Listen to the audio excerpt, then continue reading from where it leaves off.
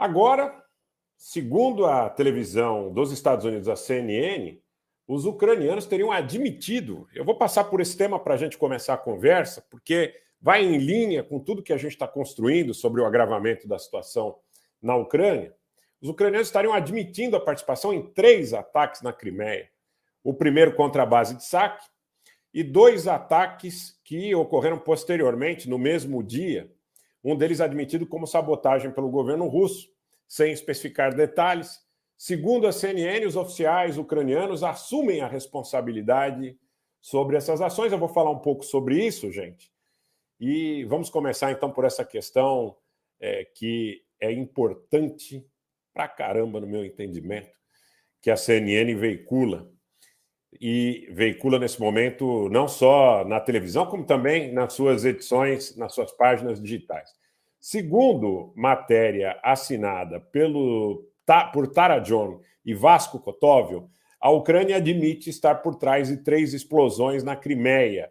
E vamos à matéria aqui para que a gente faça algumas análises e verifique até que ponto isso pode ser propaganda, até que ponto isso pode não corresponder à realidade completa, mas aos fatos que a CNN narra. A CNN diz que a Ucrânia está por trás das 3 explosões que abalaram instalações militares russas na província da Crimeia na semana passada, incluindo uma explosão em uma base aérea russa na costa oeste da península, que teria destruído pelo menos 9 aviões, de acordo com um relatório do governo ucraniano, circulado internamente e compartilhado com a CNN por um funcionário ucraniano pedindo anonimato, por não estar autorizado a compartilhar informações com a mídia. A gente sabe que também, gente, antes de continuarmos, nós não somos ingênuos. A gente sabe que muitas vezes a CNN pode ser utilizada, inclusive, como um meio de propagação de ideias, de notícias que tem por objetivo fazer guerra psicológica, tá certo?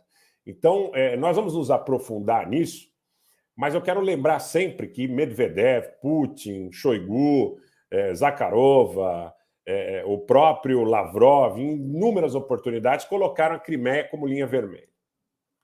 Mas eu também não posso dizer para vocês que isso não esteja acontecendo na prática. Isso não esteja acontecendo na prática. Agora há pouco nós vimos pesadíssimos ataques a Kharkiv, no que deve ser uma prévia, um preparativo de uma operação militar terrestre. Essa operação militar terrestre ela foi antecipada por nós aqui semanas e semanas e semanas e semanas, com semanas de antecedência. Eu falei que a 144ª Mecanizada Russa estava acumulando mão de obra para uma ação em Kharkiv. E esta ação deve se consumar nas próximas semanas, se não nos próximos dias. Pesadíssimos ataques contra a infraestrutura. Hoje, por exemplo, os ucranianos dizem que um hostel foi atingido em Kharkiv, ou Kharkov, como preferirem, e dentro desse hostel, segundo os ucranianos, pelo menos 6 pessoas teriam morrido e 16 ficado feridas. Os russos dizem que realmente conferem a informação de um hostel, porém esse hostel estaria sendo utilizado pelo exército ucraniano para lançar ataques às posições da Rússia. O relatório da CNN ele foi colocado publicamente pela televisão, pela CNN. Não é? Vamos rememorar. Tá? Saque, a base aérea, foi abalada por explosões na terça-feira passada. Foi uma perda grande. Né? No dia 9 de agosto, a base aérea de Saque, pelo menos 9 aviões militares teriam sido danificados, a base gravemente danificada, a pista danificada e, segundo informações oficiais da Federação Russa, uma pessoa teria morrido nesta ação. Na parte técnica, na parte, vamos dizer, formal, a Rússia disse que ali o incidente deveria ser investigado, poderia ser um acidente ou uma sabotagem, mas acabou que até aqui essa situação acabou não ficando muito clara e não progrediu. Pois bem, agora o Zelensky está dizendo que a guerra começou com a Crimeia e deve terminar com a Crimeia. Ele diz no sentido de que os ucranianos teriam capacidade da libertação material da Crimeia, o que eu acho absolutamente difícil, não condiz com o que eu estou vendo no campo de batalha. No campo de batalha, como eu tenho dito para vocês estão vendo, não é essa uma única fonte de informação, os russos seguem avançando, ainda que de maneira lenta, gradativa, sedimentando as suas posições. Mas o Zelensky ontem falou na televisão da Ucrânia que a Crimeia é o objetivo principal desse momento do conflito. O que já é indicativo de que haja participação efetiva da Ucrânia e provavelmente de forças especiais da OTAN é uma fala que eu consegui compilar hoje, inclusive está na agência TASS, falando sobre um desses 3 incidentes, não esse primeiro de saque, mas um desses 2 últimos incidentes em Maisk. E a agência TASS, atribuindo a informação a autoridades russas na Crimeia, diz que ali ocorreu sabotagem. Sabotagem, tá certo? Então, já, de alguma forma, confirmando uma ação de um meio exterior aí nessa situação. Lembro que também uma subestação elétrica, que fica a cerca de 19 quilômetros desse depósito de munição de Maisk, foi atingido e eu postei as imagens no Telegram ato contínuo. Ato contínuo. Esses últimos 2 incidentes, ambos ocorreram nessa área chamada de Dzhankoi, que é descrita pelo Ministério da Defesa da Grã-Bretanha como um importante entroncamento rodoviário e ferroviário que desempenharia um papel importantíssimo no abastecimento das operações da Rússia no sul da Ucrânia, inclusive em direção a Kherson. Essas ações elas ocorrem, gente, no momento em que o conflito tende a uma perigosa escalada sob o ponto de vista político. Político. Por quê? Porque a Rússia colocou muito claramente a Crimeia é uma linha vermelha. Quando a gente falou na questão da doutrina, um abraço para o doutor Vitor Pascareta, boa noite, obrigado pela presença. Quando a gente fala na doutrina russa, na doutrina de defesa russa, a gente não pode se esquecer que para a doutrina russa de defesa, a questão da Crimeia está completamente envolvida, imbricada, um termo que a gente utiliza muito aqui, com a questão da defesa da sua soberania, do seu território. E essa linha sobre a Crimeia está sendo seguidamente testada. Até quando? Porque a resposta teórica das autoridades militares da Rússia seria que Crimeia atacada, ataque contra os centros de tomada de decisão. Muita gente cogitou, isso é Bruxelas, isso é Berlim, isso é Londres, isso é Nova York. Não acredito, no primeiro momento não acredito. Mas acredito que seja assim, a capital ucraniana, Kiev ou Kiev. E, naturalmente, o Ministério da Defesa, o Palácio Presidencial, objetivos ligados às autoridades, ligados ao próprio Zelensky, ligados ao ministro da Defesa, Reznikov e tudo mais. Ainda não aconteceu. Ainda não aconteceu.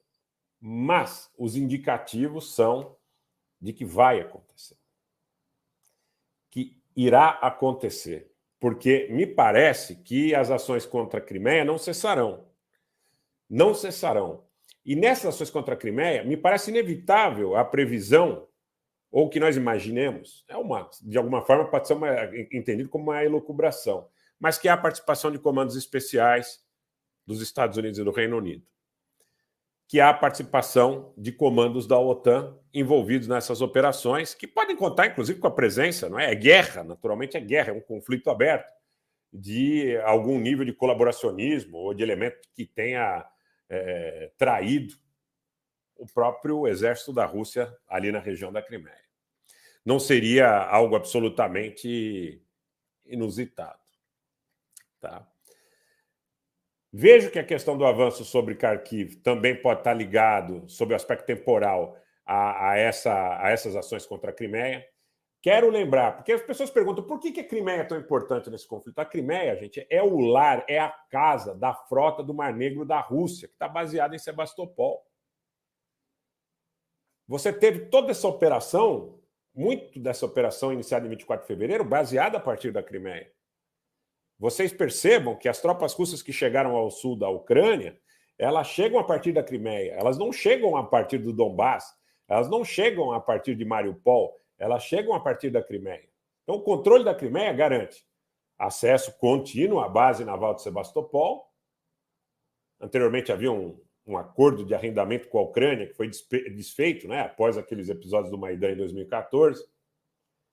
Tem a questão do Mar Negro, tem a questão do Mar de Azov e navios e muitos submarinos importantes da Rússia que estão baseados na Crimeia, exatamente ao norte da Turquia, e que, naturalmente, chegam ao Mediterrâneo, que chegam aos Balcãs, que chegam ao Mediterrâneo nos portos sírios, que chegam ao Porto Tartus.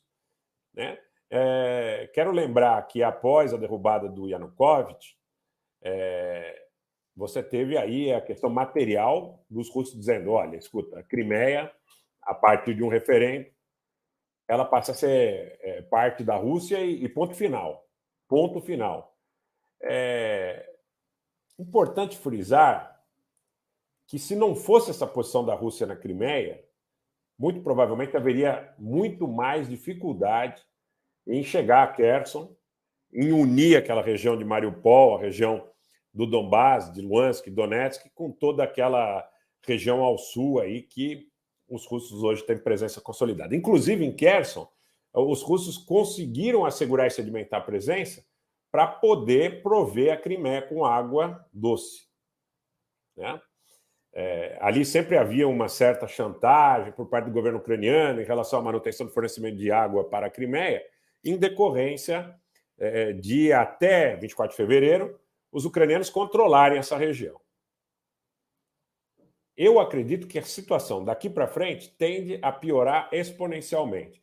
Aí muita gente fez perguntas dizendo o seguinte: que tipo de ação espetacular ou espetaculosa, ou false flag, ou ousada, ou o que quer que seja, você imagina? Uma ação nuclear? Não, não imagino a priori uma ação nuclear. Mas eu imagino que uma ação maior contra a Crimeia possa ocorrer. Eu imagino que uma provocação maior, que envolva um ataque, eventualmente até com mísseis desses de 150, quem sabe 300 quilômetros, possa ocorrer em direção aos territórios da própria Federação Russa, a partir das regiões ali próximas a Kharkiv, aonde controlam os ucranianos ainda importantes porções. E eu acredito que, a partir daí, o Pedro Miguel está colocando a questão da ponte. Eu não acho impossível, tá? Eu não acho impossível. Até porque você perceba que na fala do Zelensky, Pedro, boa noite, seja bem-vindo, ele fala que a ponte da Crimeia é uma ponte construída ilegalmente.